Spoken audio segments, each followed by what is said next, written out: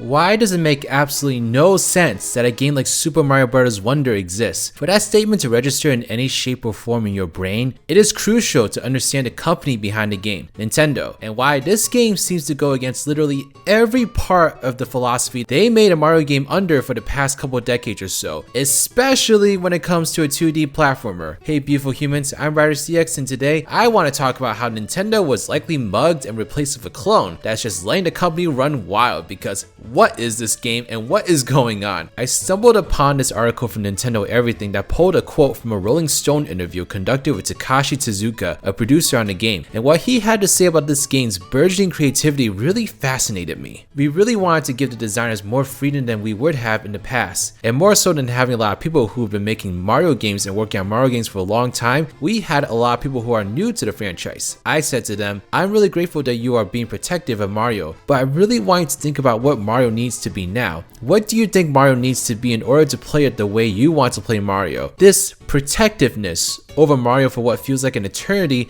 has honestly been a huge thorn in the potential of the series in my eyes. All it's really done is limit Mario to a strict set of rules and guidelines. He was allowed very little room when it came to crossing those lines. So in today's video, I'm going to take you through some of my favorite examples of this in the past, and then we're gonna dive into Super Mario Bros. Wonder, and I'm going to illustrate for you how truly batshit crazy this game is. In the GameCube era, we truly saw some of the last signs of innovation when it came to Mario titles. This felt like an era where Mario could literally star in any kind of game, but we also saw through these games that as time went on, something integral was stripped from all of them through successive titles, which has led to quite the outcry within the Nintendo community that really seems to be coming to a climax nowadays with some of the games we're seeing. Some basic rules of this era, I guess you could call it, of Mario, to me included: no story beyond Bowser as bad guy, stop him. Every toad must look like a boring mushroom. The same plain Mushroom Kingdom environments must be used over and over again in every game. The most immediate example that comes to mind is the Paper Mario series. As you all know, Nintendo decided to ignite an earthquake and announce a remake of the Thousand Year Door, a game you could have sworn Nintendo had burned and buried in their gardens many years ago. Either that corpse rose out of its grave, screaming and threatening to expose the company's deepest, darkest secrets, or we're seeing a true shift in the mindset of Nintendo. The Thousand Year Door is a game that truly pushed Mario beyond his previously established boundaries, with a story much deeper in depth than any Mario game before it,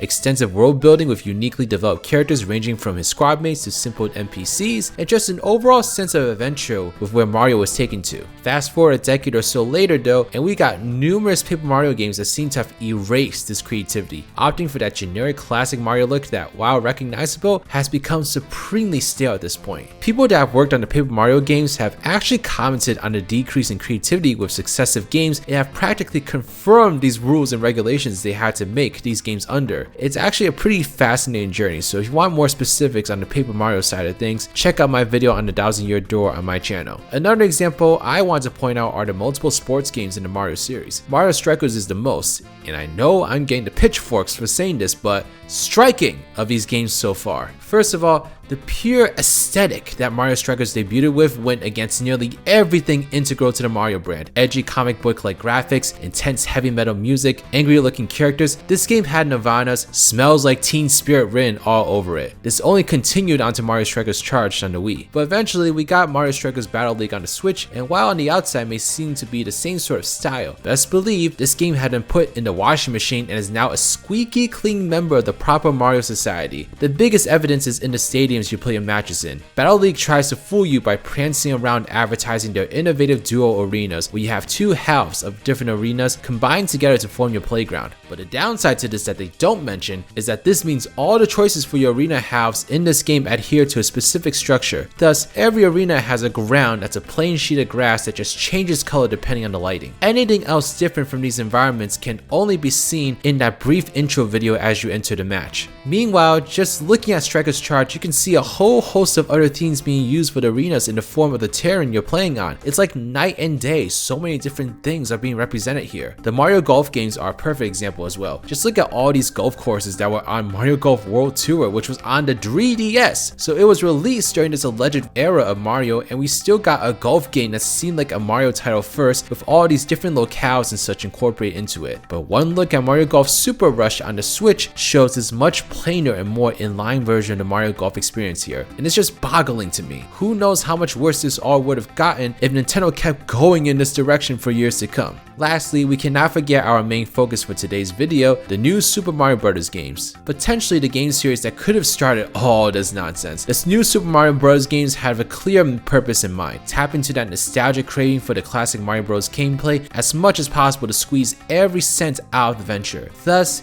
these games were designed to stick as closely to the determined brand identities of Mario in order to emulate that classic experience in every shape and form possible. As these games continued to come out though, it attracted a large amount of criticism for not innovating the formula enough, opting for providing an experience that was too similar to the game that came before it. Arguably, if it weren't for the graphical differences between the games being shown here, I bet you wouldn't even be able to tell which game is which. The level of monotony was that stringent in my eyes for this series. I can't help but wonder if the success of these games is what prompted Nintendo to go this direction to Mario games for as long as they did. After all, a couple of these games sold over 30 million copies, some of the best selling Mario games of all time, scrubbing out all unwanted blemishes of creative freedom in favor of a solid unified Mario brand where what you see is what you get seemed like the perfect avenue to go in terms of optimizing Mario's sales. Just a cheeky little plumber traveling throughout colorful lands to save a princess from the King Koopa. Nothing else happens here. Going through all these games just makes it all the more confounding as to why a game like Wonder exists. A game that not only associates itself with that oh so beloved nostalgia Nintendo initially revived the Mario Bros. Name for, but dares to spit in its face all sorts of wacky and crazy ideas. Well, in all honesty, I think Wonder is actually a natural progression of the Mario brand as a whole if you pay close attention to what's been significant success for the franchise. I think the first instance I want to bring up is Mario Odyssey. You may not notice, but not only is Odyssey the best-selling 3D Mario game of all time, it is the best-selling one by a long shot, having sold 23 million copies compared to its closest competitor, Super Mario Galaxy, which sold about 13 million. But you take one close look at Odyssey and you know that this is a game that took risks. Mario is seen going through a whole bunch of different locations never before seen in the franchise, including a metropolitan-like city with realistic looking humans. Combine that with the impossible to count amount of hat abilities, and this was a game that was not afraid to try anything. But then you have to think about the fact that 3D Mario games have typically always been granted a certain amount of freedom in expanding Mario's horizons, Sunshine with Flood and Galaxy with its space themes. The same kind of freedom was never afforded to most other Mario games, especially a 2D Super Mario Bros. Game like Wonder. That's why this is such a crazy game to see arise at this point in Mario's career, but I have a theory as to what may have ultimately spearheaded this title to the shelves. Mario recently had one of the most successful anime movies of all time debut in the theaters. The Mario movie has no doubt brought a bunch of brand new fans into the fold, eagerly waiting for the next big Mario game to come and gobble them up into the franchise's arms. But the thing about the Mario movie is that it's very surprising something like this was greenlit and put into theaters in the first place. And that is because, as I've stated before, Nintendo has historically been highly protective of Mario and didn't want anything to enter the franchise's walls that weren't in accordance with the stringent guidelines. And a movie is one of the easiest ways to come up with something that wouldn't follow these guidelines. After all, Nintendo saw that for themselves with the Mario movie that came before this one. You're handing over your property to a third-party company that can't possibly hope to understand a franchise in the same way. The fact that Nintendo allowed the movie to happen in this capacity is pretty shocking if you think about it. Like, did they really greenlight giving a voice to all these characters? Nintendo may have felt a little ballsy finally laying the guard down to get this movie produced, but I am very confident that this movie's success only led them to further believe that Mario is a brand that can be tampered with and still produce exciting results that will increase the franchise's success. Now enter Super Mario Bros. Wonder, a game that disguises itself as another nostalgic trip down memory lane, only to incorporate twist after gimmick after show-stopping trick to keep the player on their toes. It makes me so happy to see that Nintendo really wants to incorporate the ideas of new developers on their team into the title, because Wonder has a freshness to it that no other new Super Mario Bros. Game does. It's a confident new entry into the 2D version of Mario with swagger, jankiness, and creativity that can run for miles on end. I think what's truly perplexing about this game's experience, along with everything else Nintendo has been doing though, is that Nintendo is beginning to enter a bit of a creative renaissance that was predisposed by games like Odyssey and Breath of the Wild. Nintendo hasn't taken risks with their flagship franchises like this for a long time, but I think Nintendo is sort of filling themselves with all this insurmountable success the Switch era has brought them. There's a fierceness, a confidence,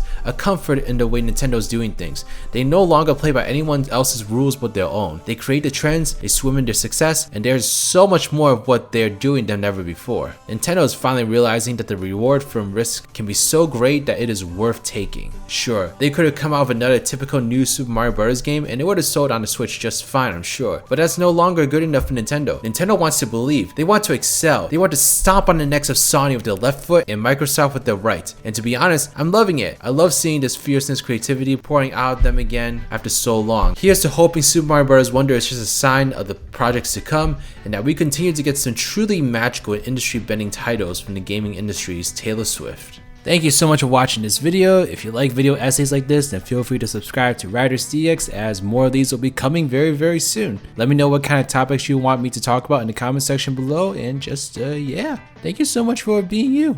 This is Riders, riding out.